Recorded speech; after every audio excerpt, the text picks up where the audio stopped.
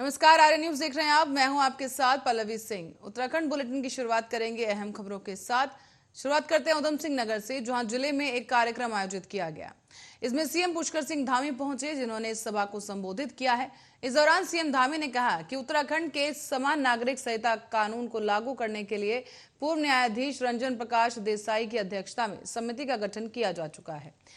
ये समिति सभी हितधारकों और जनता से संवाद करने के बाद इस संबंध में मसौदा रिपोर्ट तैयार करेगी। सीएम धामी ने यह भी बताया है कि इसके बाद अब प्रदेश में समान नागरिक सहायता कानून को लागू कर दिया जाएगा और ऐसा करने वाला उत्तराखंड देश का पहला राज्य बन जाएगा। धामी ने यह भी कहा कि हमने सभी राज्यों से भी यही अपेक्षा की है कि वो भी अपने यहाँ ऐसा ही कानून लागू करें। उन्होंने बृहस्पतिवार को भी अपने कार्यकाल के 100 दिन पूरे किए हैं और इसी अवसर पर भी कहा था कि यूनिफॉर्म सिविल कोड लागू करने के लिए प्रदेश की जनता का समर्थन उन्हें मिल चुका है। इस बीच भ्रष्टाचार पर भी पूछा गया और सीएम धामी ने भ्रष्टाचार पर कहा है कि उनकी सरकार पारदर्शी और भ्रष्टाचार मुक्त सुशासन के प्रति कटिबद्ध है और राज्य में भ्रष्टाचार किसी भी दशा में बर्दाश्त नहीं किया जाएगा। साथ ही ये भी कहा गया है कि राज्य में भ्रष्टाचार पर सीधे वार करने के लिए 1064 नंबर जारी कर दिया गया है। इस नंबर पर कोई भी व्यक्ति संबंधित शिकायत को दर्ज की जा सकती है।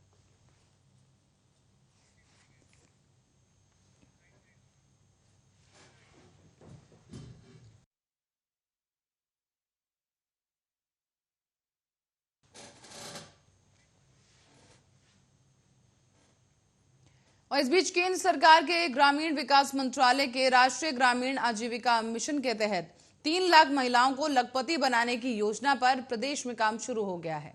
स्वयं सहायता समूह से जुड़ी महिलाओं के लिए अब लखपति दीदी योजना के तहत उन्हें कौशल विकास के साथ सूक्ष्म उद्यमों से जोड़ने के लिए प्रोत्साहित किया जाएगा। इसी के साथ ही प्रदेश में इस वित्तीय वर्ष में 20,000 नए स्वयं सहायता समूह का गठन किया जाएगा ताकि अधिक से अधिक महिलाओं को योजना का लाभ मिल सके। आपको बता दें कि इस वक्त प्रदेश की करीब 95 ब्लॉकों में 39,116 स्वयं सहायता समूहों में 3,05,000 महिलाओं को संगठित करके 4,310 ग्राम संगठन और 259 क्लस्टर स्तरीय संगठनों का गठन किया गया है। इस बीच इन संगठनों से जुड़ी इन तमाम महिलाओं की आय को दोगुना करने के लिए कौशल विकास के साथ साथ टिकाऊ और सूक्ष्म उद्यमों से प्रोत्साहित किया जाएगा। इस बीच आपको ये भी बता दें कि अब एक national institute of rural development और Uttarakhand institute of rural development के माध्यम से इन तमाम महिलाओं को नए कामों में प्रशिक्षण देकर दक्ष बनाया जाएगा।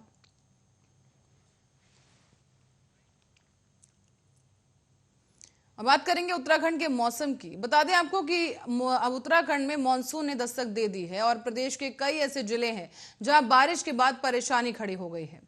बारिश के बाद अब नदियां और नाले उफान पर हैं। साथ ही साथ लैंडस्लाइड की वजह से भी कई जगहों पर सड़क मार्ग भी बाधित हुए।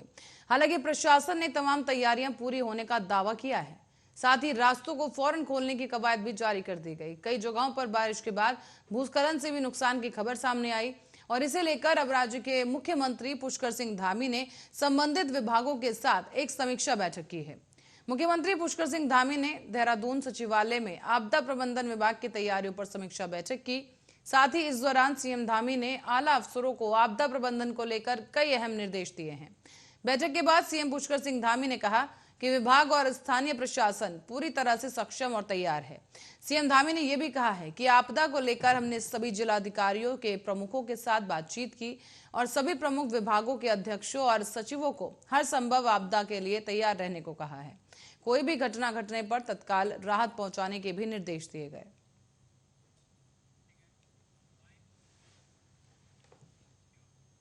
और सिंगल यूज प्लास्टिक बैन होने के बाद अब नगर निगम ने इस अभियान को आगे जारी कर दिया है। बता दें, इस अभियान को आगे बढ़ाते हुए कई स्थानों पर 9 व्यापारियों के चालान काटते हुए 16,000 रुपए का जुर्माना वसूला गया। उधर व्यापारियों ने भी प्रतिबंध में अपना सहयोग देने के लिए शुक्रवार को नगर आयुक्त मनोज गोयल से मुलाकात की। नगर निगम की टीम मसूरी डायवर्जन से मैगी पॉइंट तक अभियान चलाने पहुंची और इसी के अलावा एक टीम ने दर्शनी गेट और हनुमान चौक पर प्लास्टिक के खिलाफ अभियान चलाया। इन जगहों पर 9 लोगों के चालान काटे गए। इसके अलावा सभी व्यापारियों को कड़ी चेतावनी दी गई है।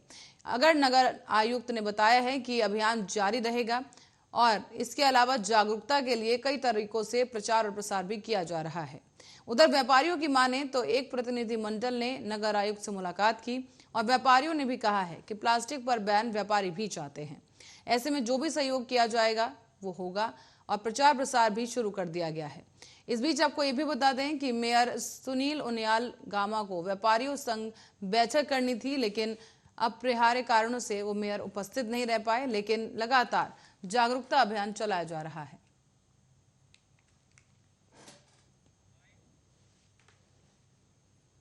और इस बीच दिल्ली देहरादून का अगर आप सफर करना चाह रहे हैं तो ये खबर आपके लिए है, क्योंकि दिल्ली और देहरादून के बीच वाया सिवाया टोल नेशनल हाईवे 58 से लेकर जो सफर है वो महंगा हो चला है।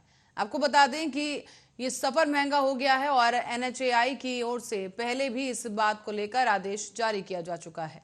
अब आपको बता दें कि सिवाया टोल पर 15 से 80 रुपए अतिरिक्त टोल देना होगा।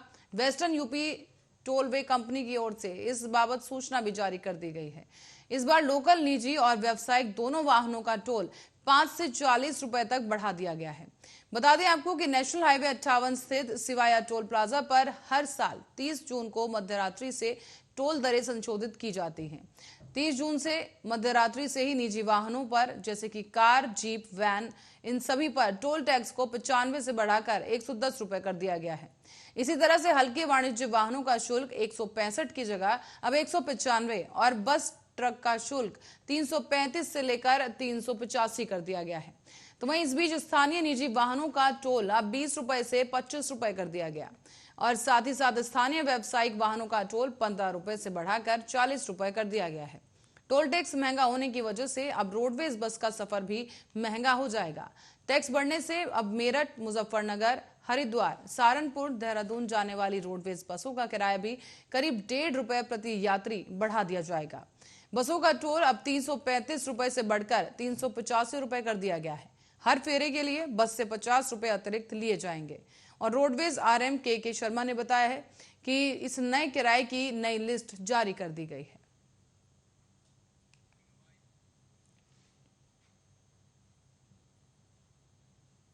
और इस बीच उत्तराखंड में बारिश की दस्तक के बाद अब राज्य में मौसम सुहाना बना हुआ है, लेकिन इसी के साथ साथ गढ़वाल, हिमालय के ऊंचाई वाले पहाड़ी इलाकों में मंगलवार को ही बर्फबारी के नजारे देखने मिलने थे।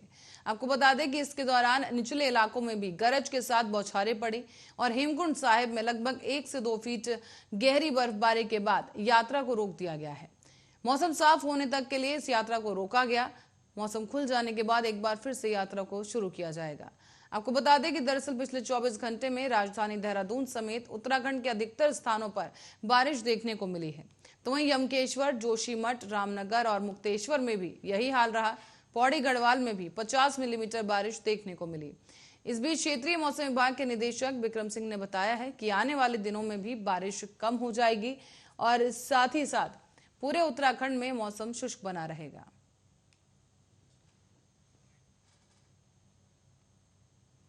और इस बीच प्रदेश में मानसून की दस्तक के साथ साथ भूस्खलन के कारण सड़कों की भी हालत बेहद बदतर हो चली है। आपको बता दें कि भूस्खलन के कारण अब सड़कों के बंद होने का सिलसिला शुरू हो गया है। क्रॉनिक लैंडस्लाइड जोन ज्यादा दिक्कतें पैदा कर रहा है और इसी बीच चमोली जिले में सिरोहगढ़ में फिर से एक बार मलबा आने की वजह से ऋषिकेश बद्रीनाथ राष्ट्रीय राजमार्ग यानी नेशनल हाईवे 58 फिर से एक बार अवरुद्ध हो गया है। लोनीवी की ओर से जा रही बुलेटिन के अनुसार शुक्रवार को एक राष्ट्रीय राजमार्ग समेत कुल 83 सड़कें बंद हो गई। इसी दिन आपको बता दें कि इस दिन कुल 81 सड़कों को खोलने का काम भी किया गया। इसके अलावा 9 राज्य हाईवे, 10 मुख्य जिला मार्ग, 4 अन्य जिला मार्ग और 40 ग्रामीण सड़कें और पीएमजीएसवाई के तहत 20 सड़कें पहाड़ियों से मलबा और बोल्डर आने की वजह से अवरुद्ध हो गई हैं। बंद पड़ी इन सड़कों को खोलने का काम लगातार किया जा रहा है और इसी काम के लिए कुल 289 जेसीबी लगाई गई हैं। इनमें सबसे ज्यादा 113 मशीनें नेशनल हाईवे पर लगाई गई।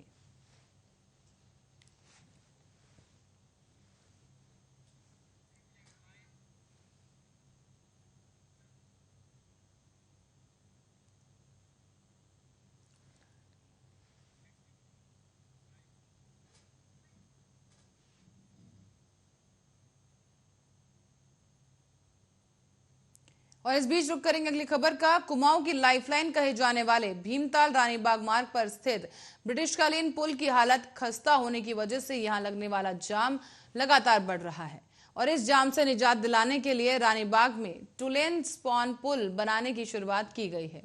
केंद्र सरकार ने इसके लिए 7.17 करोड़ रुपए जारी किए हैं।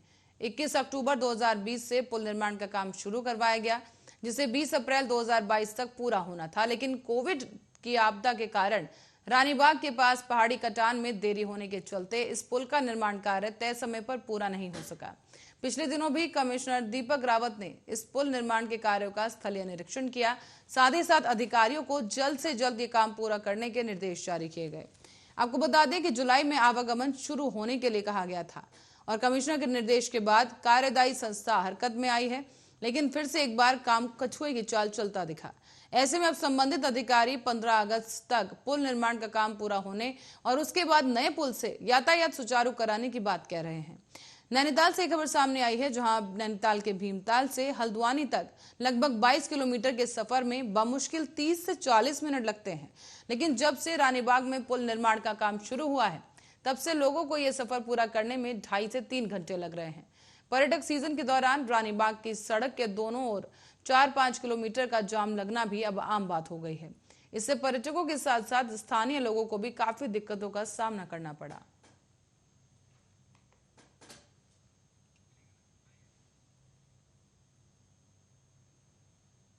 और अब खबर लखनऊ से है, जहां पर इस खबर के चलते उदयपुर घटना के बाद अब यूपी में भी 4 लोगों को धमकी दी गई। तो वहीं सहारनपुर के बजरंग दल के सक्रिय नेता समेत 4 लोगों को यह धमकी मिली है और हिंदूवादी नेता कमलेश तिवारी की पत्नी को भी धमकी दी गई है। बता दें आपको कि इससे पहले कमलेश तिवारी के घर में घुसकर उनकी हत्या हुई थी और अब उनकी पत्नी को जान से मारने की धमकी दी गई।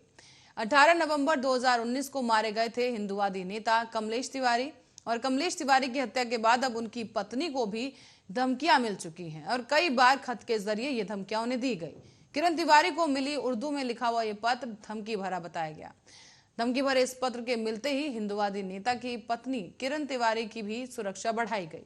हालांकि 22 जून को उर्दू में लिखे गए इस पत्र के माध्यम से किरण को धमकी दी गई थी और इसी के बाद से यूपी में अलर्ट भी देखने को मिला है। बता दें आपको कि लखनऊ पुलिस ने किरण तिवारी की सुरक्षा को बढ़ा दिया है। किरण तिवारी को पहले से भी सुरक्षा मिली थी और इस बीच पुलिसकर्मी अब 24 घंटे मुस्तैद रहते हैं। नाका थाना क्षेत्र में स्थित खुर्शीदाबाद हिंदूवादी नेता कार्यालय पर यह धमकी भरा पत्र किरण को मिला।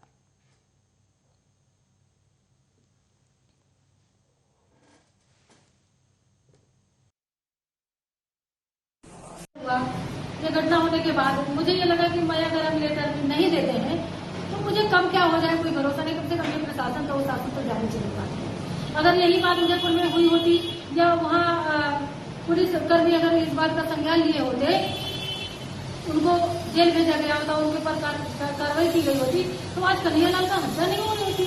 तो ये थोड़ा जो है कार्रवाई नहीं करते हैं ना, कार्रवाई में ढीला करने के बाद ये घटना होती है। अब उनके घर पे एक बंद पापा में चिट्ठी मिली है।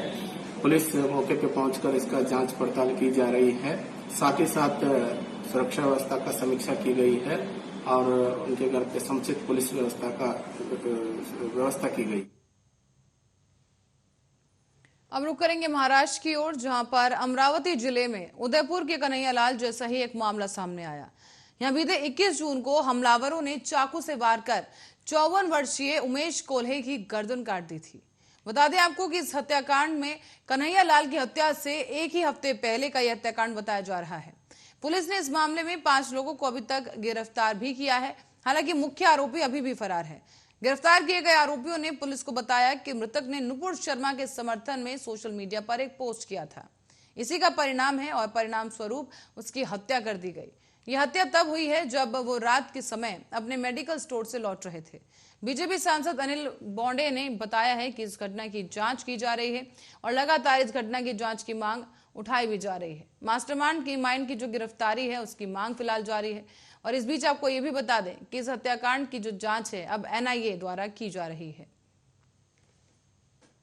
दरअसल अमरावती से ये मामला सामने आया है, जहां पर कुछ समय पहले ही इस तरह की घटना थी। ये एक शख्स एक केमिस्ट बताया गया है जिसने नुपुर शर्मा के समर्थन में एक पोस्ट किया था, जिसके बाद शख्स को धमकी मिली और उसके बाद निर्मम तरीके से शख्स की हत्या कर दी गई। तो वहीं अब इस पूरी हत्या की वारदात को लेकर 5 लोगों को गिरफ्तार किया जा चुका है। हालांकि एक जो मास्टरमाइंड बताया जा रहा है इस घटना के पीछे, वो अभी भी फरार है और इस पूरी घटना को लेकर अब NIA की जांच जारी है। और इस बीच उत्तर प्रदेश के आगरा से पुलिस की दिलेरी सामने आई है।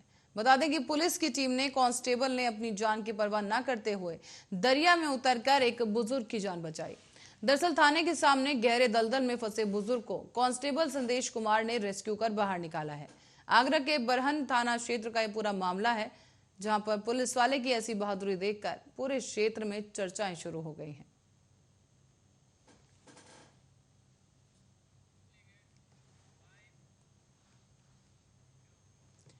तो ये ऑपरेशन मुस्कान के तहत अब थाना एरवा कटरा पुलिस द्वारा चेकिंग के दौरान मानसिक रूप से दिव्यांग बालक भटकता हुआ दिखा है।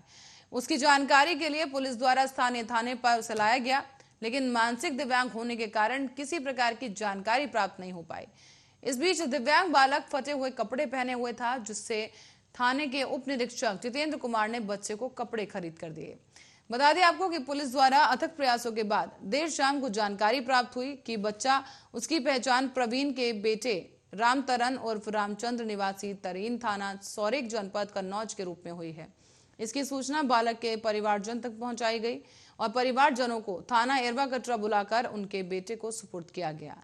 पुलिस ने अब इस मानवीय कार्य के चलते खूब सराहना बटोरी और आपको ये भी बता दें कि स्थानीय लोगों द्वारा पुलिस की काफी प्रशंसा की गई।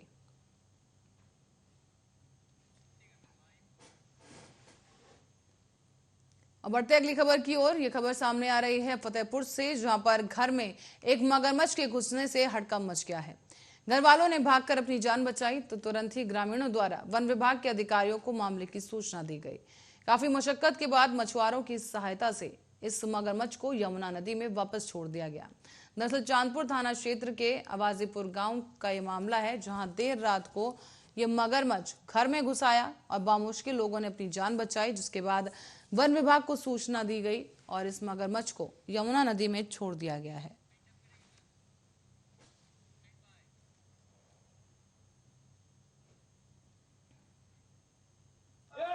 इस खबर के साथ ही बुलेटिन में फिलहाल के लिए इतना ही। बने रहे आप हमारे साथ, देखते रहे आरा न्यूज।